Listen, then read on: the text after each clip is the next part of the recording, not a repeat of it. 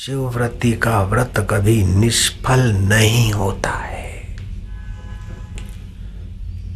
तो कल रात्रि को संकल्प करना कि परसों शिवरात्रि है। शिवरात्रि के दिन सुबह संकल्प करना कि आज शिवरात्रि का मैं व्रत करूंगा।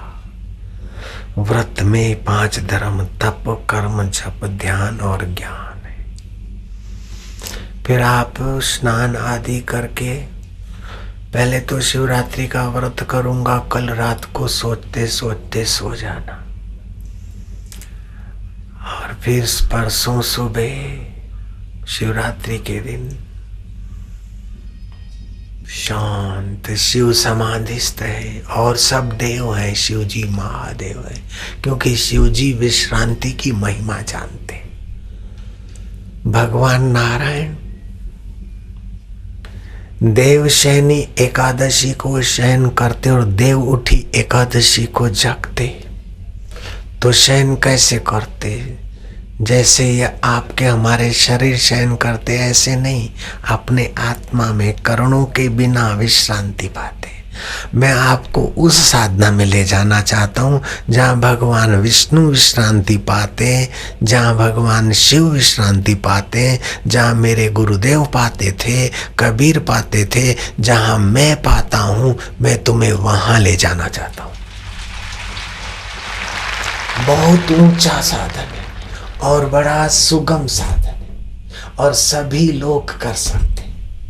अपने अपने व्यवसाय में भी 4 चांद लग जाएंगे, ऐसा साधन। केवल अपना निर्णय बदल दो कि संसार नश्वर है और संसार में कूड़ कपट बेईमानी करके सुखी होने की बेवकूफी के भाव को मैं त्यागता हूं। अंतरात्मा में सुखी होने को मैं स्वीकार करता हूं। जैसे पत्नी स्वीकार कर लेती है, फेरे फिरते मैं इसकी पत्नी हूं। फिर सब्जी लेने जाती है तो पत्नी पति की, और मंदिर जाती है तो पत्नी पति की, कथा में बैठी तो भी पत्नी पति की। ऐसे ही मैं भगवान का हूं और भगवान मेरे आए। ये मानने में क्या जोर पड़ता है? क्या बुरा है, क्या झूठा है? बोलो। मैं ईश्वर का हूं और ईश्वर का ही रहूंगा। ईश्वर मेरे हैं, मैं ईश्वर का हूं। फिर आप क्या करो?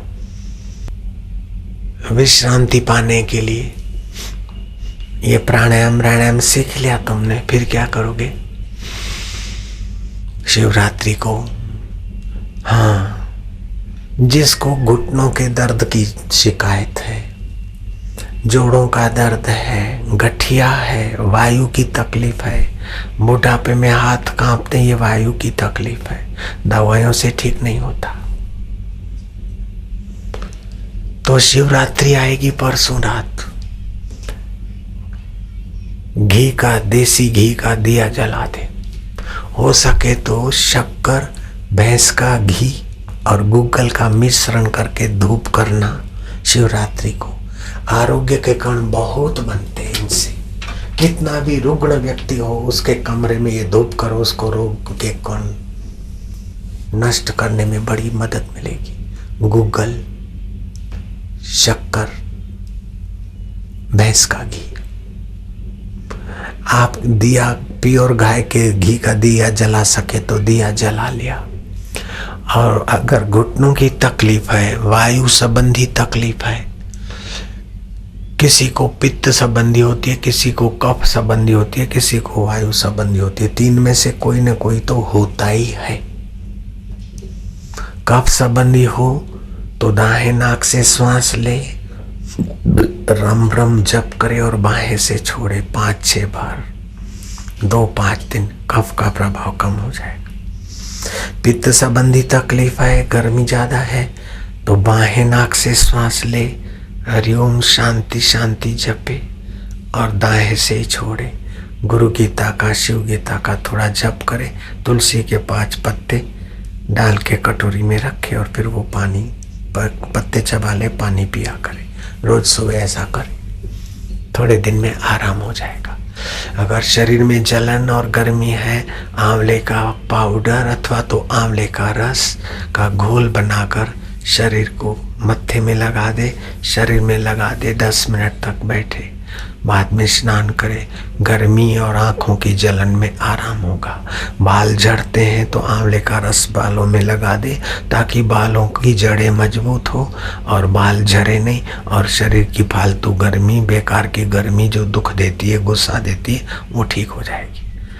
लेकिन मैं तुम्हारे शरीर की बीमारियां मिटाने तक की बात में राजी नहीं होता हूँ। तुम्हारे जन्म जन्म की 84 लाख में भटकाने वाली बीमारियां वो मिट जाए, ऐसा मैं चाहता हूँ। अभी विज्ञानी और डॉक्टर बोलते कि तुलसी के पत्ते खाने से मलेरिया नहीं होती, अथवा मलेरिया हुआ है तो 21 तुलसी के पत्ते और 3-4 काली मिर्च चबा के खा ले तो मलेरिया मिट जाती। मेरे को हो गया था, मैंने खाया और मलेरिया मिट गया मेरा। लेकिन अपने तुलसी के पत्ते मलेरिया मिटाने के लिए या याद शक्ति या बुद्धि बढ़ाने के लिए या कैंसर को दूर रखने के लिए नहीं खाते। हम तो तुलसी भगवान की प्रिया है, भगवान की भक्ति देने वाली तुलसी माता है। भगवान को भोग लगाने में किसी भी वस्तु में तुलसी डालते तो भगवान का भोजन प्रिय हो जाता है। तो हमारी ये तुलसी की जो भी सेवन विधि है उससे करते हैं तो तुलसी में जो रोग मिटाने की ताकत है वो तो मिटेंगे, लेकिन भगवान की भक्ति और सद्भाव की वृद्धि मिलती है। ये नजरिया कितना ऊंचा है। अभी विदेश का डॉक्टर कहता है ओमकार का जप करने से ऐसे ऐसे फायदे होते हैं, ये लाभ होते हैं। हर्बर्ट बेंस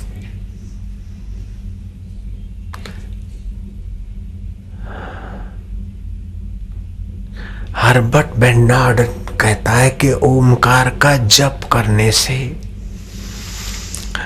आपकी रोग प्रतिकारक शक्ति बढ़ती है। ओमकार का जप करने से आपको ये शारीरिक फायदे होते हैं। हम हर्बर्ट बेर्नार्ड को धन्यवाद देते हैं, लेकिन हम ओमकार का जप केवल इतने फायदे के लिए नहीं करते। ओमकार तो भगवान का स्वाभाविक सीधा नाम है और मंत्रों का शिरोमणि है, इसलिए ओमकार जप हम शिव जी के साथ भी जोड़ देते। ओम नमः शिवाय। तो आप लोग शिवरात्रि के दिन क्या करना कि शिव पूजन का संकल्प करना, मौन रखना, उपवास रखना, बहुत भूख लगे तो सेव फल अथवा अंगूर खाना अथवा गाय का दूध पीना। शिवरात्रि का जागरण, उसमें व्रतों से बोलते हैं जो वरणीय है, जिसको हम वरण करें, जिससे हमारा दुख और पाप और दीनता छूटे और ऊंचे सुख और ऊंचे पद को पाएं, और उस जिसको हम वरण करें उसमें डटे रहने की निष्ठा का नाम है व्रत। तो दिन भर शिवरात्रि का व्रत, रात्रि का जागरण, और वायु तकलीफ है तो आप घी का दिया जलाकर बम बम बम बम बम बम बम बम, ये बीज मंत्र है। 1.25 लाख जप करने से जोड़ों का दर्द, गठिया दर्द, वायु संबंधी कई शिकायतें चमत्कारिक रूप से एक रात्रि में शिव जी की कृपा से भाग जाएंगी और शिव जी की प्रसन्नता मिलेगी। नफे में खाली बम बम बम बम। जिसको ये रोग मिटाना हो और शिव जी की कृपा पाना हो, वायु संबंधी रोग, सभी लोगों के लिए नहीं है। बाकी के लोग क्या करें, पूजा करके फिर प्लूत जप करें शिव तत्व में आराम पाने के लिए। ओम, होठ बंद हो जाएंगे मां बोलोगे तो। ओम,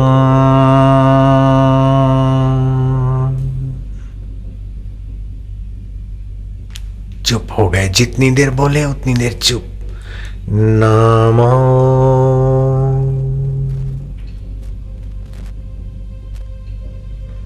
शिवाय।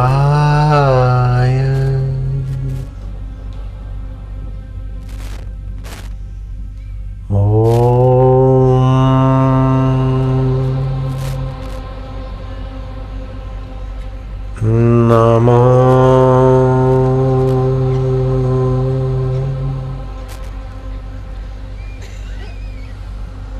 शिवाय।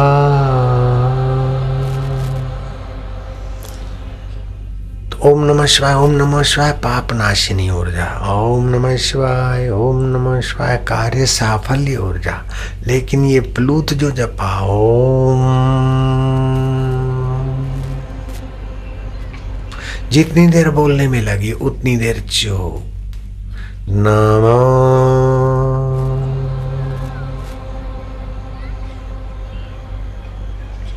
शिवाय,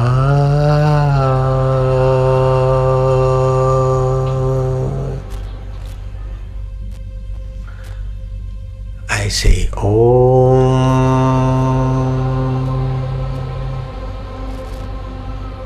नमो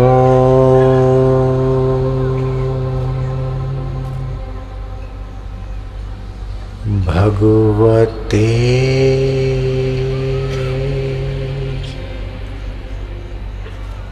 वासुदेवा।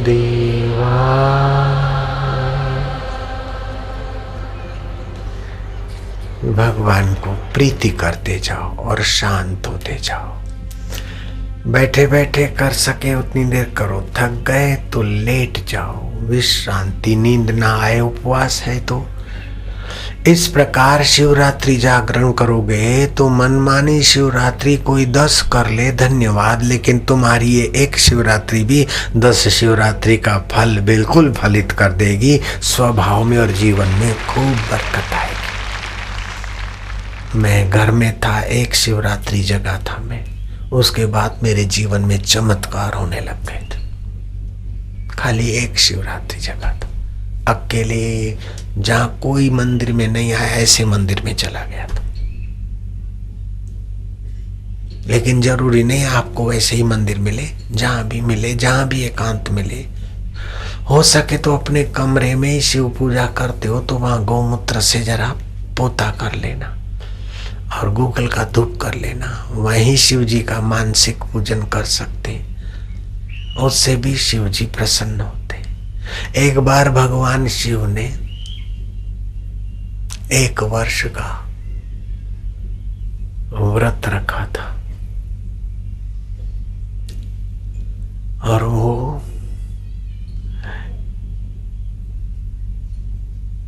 खप्पर व्रत रखा था। और व्रत रखकर घूमते घूमते त्रिलोकी में विचरण करते करते उज्जैनी में 1 वर्ष शिव जी ने बिताया। उस समय जंगल झाड़ी थी। देवताओं को पता चला तो देवता लोग दर्शन के लिए आए कि शिव जी ने खप्पर व्रत लिया है। खप्पर व्रत का मतलब क्या है पता है? खाली पास में खप्पर रखने का, उसी खप्पर में पानी भर के उपयोग लाना, उसी खप्पर के पानी से बबूत बबूत मल के शरीर को लगाना, जहां नींद आए पड़े रहना। शरीर को जो आवश्यकता है भिक्षा में मिल जाए तो ठीक है, नहीं तो संतुष्ट रहना। मान हो जाए, अपमान हो जाए, अपमान की जगह पे जाना। और अपमान होता है तो किसका होता है देखो, मान होता है तो किसका होता है देखो। सब खप्पर में आदर तथा अनादर, वचन बुरे त्यों भले। आदर तथा अनादर, वचन बुरे त्यों भले। निंदा स्तुति जगत की, दे जूते के तल्ले। तो कर्णों में रहते हुए कर्ण निरपेक्ष शिव तत्व में व्यक्ति जगे, इसलिए शिव जी ने व्रत रखा था। देवता लोग दर्शन करने जाएंगे ये समझ के मय दानव ने अपने दैत्यों को हथियार लेकर उज्जैनी में भेजा कि दैत्य तुम लोग शिव दर्शन करने आए भक्त देवताओं को वहीं खत्म कर देना, क्योंकि शत्रु पक्ष के हैं देवता। तो शिव जी को खप्पर व्रत रखने से विश्रांति मिलती और विश्रांति से अंतर्यामी पना चमचम चमकने लगता है। तो शिव जी ने देखा कि मेरा दर्शन करने को जो आने वाले हैं उनको ये मारने के लिए यहाँ झाड़ियों में छुपे हैं। शिव जी ने संकल्प करके अपना हुंकार कर दिया उस खप्पर फेंकने और हुंकार के बल से वो दैत्य जो प्राण लेते थे उनके प्राण लेने की योग्यता चट हो गई, मतलब हार्ट फेल हो गए, मर गए। शिव जी का व्रत पूरा हुआ और शिव जी अंतर्धान हो गए। वहां से देवता लोग आए कि शिव जी यहाँ रहते हैं, कहाँ गए। तो देवताओं ने ब्रह्मा जी की आराधना की। ब्रह्मा जी प्रकट हुए उज्जैनी में महाकाल। ब्रह्मा जी ने ध्यान लगाकर देखा कि ऐसा हुआ था। देवताओं, तुम्हारा हनन करने के लिए दैत्य मैदानों ने दैत्य भेज रखे थे। पूरा लंबा चौड़ा जंगल था वहां, इसलिए शिव जी ने तुम्हारी रक्षा के निमित्त खप्पर फेंक दिया उन पर और वे नष्ट हो गए वहीं शिव जी के संकल्प से। और शिव जी यहां से संकल्प करके अंतर्धान हो गए। देवताओं को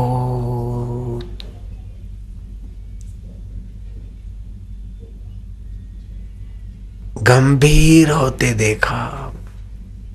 पितामह ने, देवता क्या चाहते हो? बोले हम इतने अभागे कि शिव जी के दर्शन करने को निकले और मृत्यु थी, और मृत्यु तो टली लेकिन शिव जी के दर्शन भी तो नहीं हुए। हम भोगों में रहते इसलिए हम योग्य नहीं है शायद। ब्रह्मा जी ने कहा, वत्स अपने को अयोग्य मानकर निराश मत हो। शिव जी के दो स्वरूप है, एक सइंद्रिक और एक करण सापेक्ष, एक करण निरपेक्ष।